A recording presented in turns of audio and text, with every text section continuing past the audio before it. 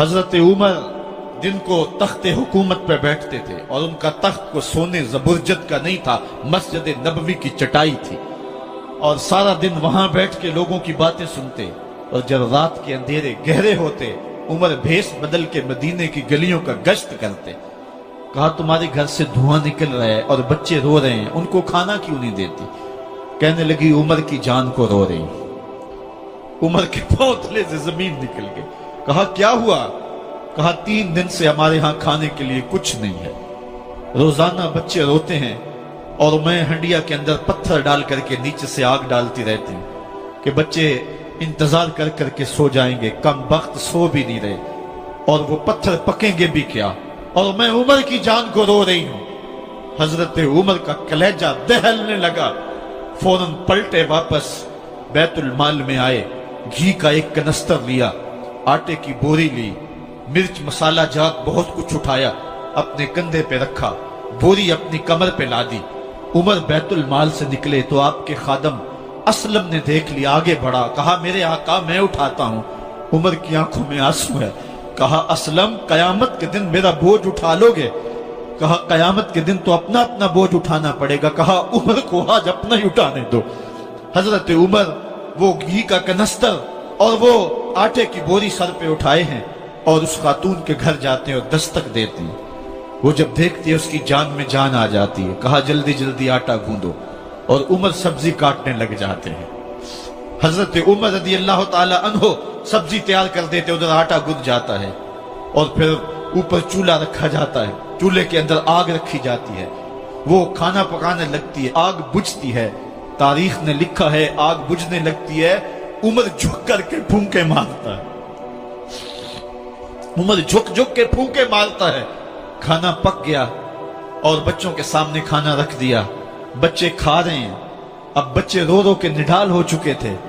حضرت عمر اپنے ہاتھوں کو اور اپنے گھٹنوں کو اور اپنے پاؤں کو زمین پہ لگا کے، جس طرح بکری کا بچہ چلتا ہے، ویڑے کے اندر کبھی ادھر چلتے ہیں کبھی ادھر چلتے ہیں، تاکہ بچے مجھے دیکھ کے خوش ہوں اور دل میں کہتے عمر جتنا رلایا ہے اب اتنا ہنسانا بھی پڑے گا۔ تو کبھی عمر امیر المومنین، یہ میں کسی آج کے جو ہے وہ لوگوں کے ووٹوں پہ منتخب ہونے والے حکمران کی کہانی نہیں سنا رہا، میں اس عمر کی کہانی سنا رہا ہوں جو 23 لاکھ مربع میل کا حکمران ہے، آدھی دنیا کا بادشاہ ہے۔ حضرت عمر جو ہے جس طرح بکری کا بچہ چلتا ہے، اس طرح اپنے ہاتھ اور اپنے گھٹنے زمین پہ ٹیک کر کے جو ہے وہ اس طرح چلتے ہیں۔ بچے عمر کو دیکھ کے مسکراتے ہیں۔ جب بچے مسکرانے لگے تو حضرت عمر نے اس خاتون سے کہا بڑھیا عمر کو معاف کر دے۔ اس نے کہا تو اتنی ہمدردی کیوں کرتا ہے؟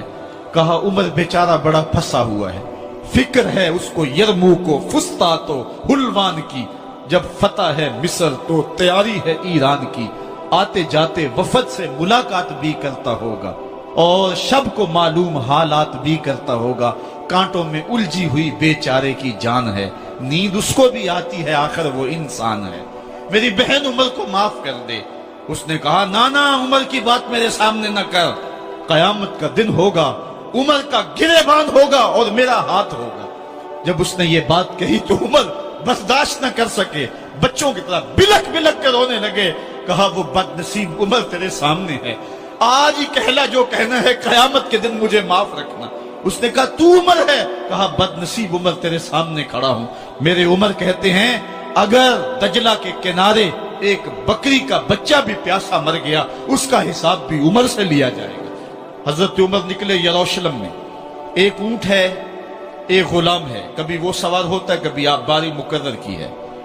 جب قریب پہنچے یروشلم کے تو عمر کی باری نکیل پکڑنے کی اور غلام کی باری اوپر سوار ہونے کی آ گئی۔ غلام نے کہا آقا میں مرضی سے اپنی باری چھوڑتا ہوں، آپ آ جائیں، دشمنوں کے مفتوحہ علاقے میں آ رہے ہیں، تازہ تازہ علاقہ فتح ہوا ہے، اسلام کی شان و شوکت ظاہر ہو۔ عمر نے کہا اسلام کی شان و شوکت ایسے ظاہر نہیں ہوتی ہے، اپنی باری پہ تم بیٹھو گے، اپنی باری پہ میں بیٹھوں گا۔ لوگ منتظر کھڑے ہیں، دور سے جب دیکھا کہا اس کی ہیبت سے کانپتے تھے ہم، یہ تو کوئی حبشی لگتا ہے، رنگ کالا ہے، ہونٹ موٹے ہیں، اس سے تو زیادہ حسین اس کا غلام ہے جو آگے آگے چل رہا ہے۔ حضرت ابو عبیدہ نے کہا دھوکہ کھا رہے ہو، ہمارا آقا وہ نہیں ہے جو اونٹنی کے اوپر سوار ہے، ہمارا آقا وہ ہے جو لگام تھامے آگے آگے چل رہا ہے۔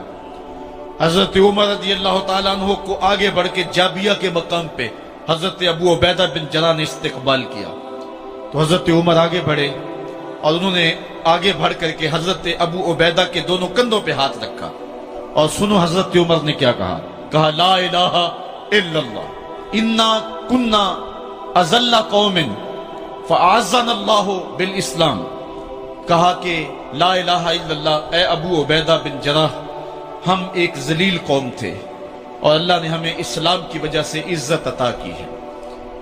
اور میں تمہیں ایک تاریخ ساز بات کہنے لگا ہوں، اور وہ یہ ہے کہ جب تک ہم اس عزت والے اسلام کے دامن کو تھامے رہیں گے ہماری عزت قائم رہے گی، اور جب اسلام کے علاوہ کسی اور جگہ سے عزت ڈھونڈیں گے تو رسوا کر کے رکھ دیے جائیں گے۔ یہ ہے وہ خلاصہ جو حضرت عمر نے امتوں کے عروج و زوال کا بیان کیا ہے۔ اس امت کو جو خیرات ملی ہے تخت و تاج کی، وہ پینٹاگون سے نہیں ملی، وہ واشنگٹن سے نہیں ملی، وہ وائٹ ہاؤس سے نہیں ملی، وہ محمد عربی کے جوڑوں کا صدقہ ملی ہے۔ اس لیے جب ہم نے اسلام سے انحراف کیا، پاکستان حاصل کیا گیا تھا، پاکستان کا مطلب کیا؟ لا الہ الا اللہ۔ ہم نے اس نعرے کو چھوڑ دیا ہوا ہے، ہم نے انحراف کر دیا ہے۔ آج ہماری نظریں مغرب کی طرف لگی ہے کہ تخت و تاج اس سے نصیب ہوتے ہیں، اور دنیا کے اوپر ہم رسوا ہو کے رہ گئے۔ ہماری پستی، ہماری زبوحالی، ہماری ذلت کا سبب یہ ہے کہ جس جگہ سے ہمیں عزت ملی تھی ہم نے وہ مرکز ہی چھوڑ دیا ہے۔ اس مرکز حیات کو، اس مرکز زندگی کو، اس مرکز عزت کو ہم نے چھوڑ دیا ہے، اور دنیا کے اوپر ہم رسوا ہو رہے ہیں۔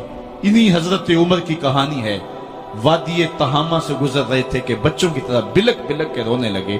کہا عمر جوان آدمی ہو اور بچوں کی طرح بلک کے رو رہے ہو؟ کہا تم نہیں جانتے، مجھے بچپن کی کہانی یاد آ گئی۔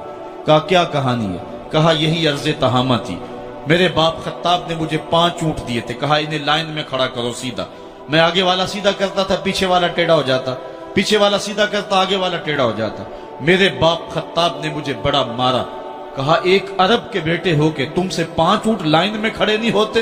کہا ایک زمانہ عمر پہ وہ تھا کہ اس سے 5 اونٹ لائن میں کھڑے نہیں ہوتے تھے، اور آج شرق سے لے کر غرب تک 23 لاکھ مربع میل کی حکمرانی اور انسان بھی لائن میں کھڑے ہیں۔ یہ محمد عربی کے جوڑوں کا صدقہ نہیں ہے تو اور کیا ہے؟ عمر سے تو 5 اونٹ لائن میں کھڑے نہیں ہوتے تھے۔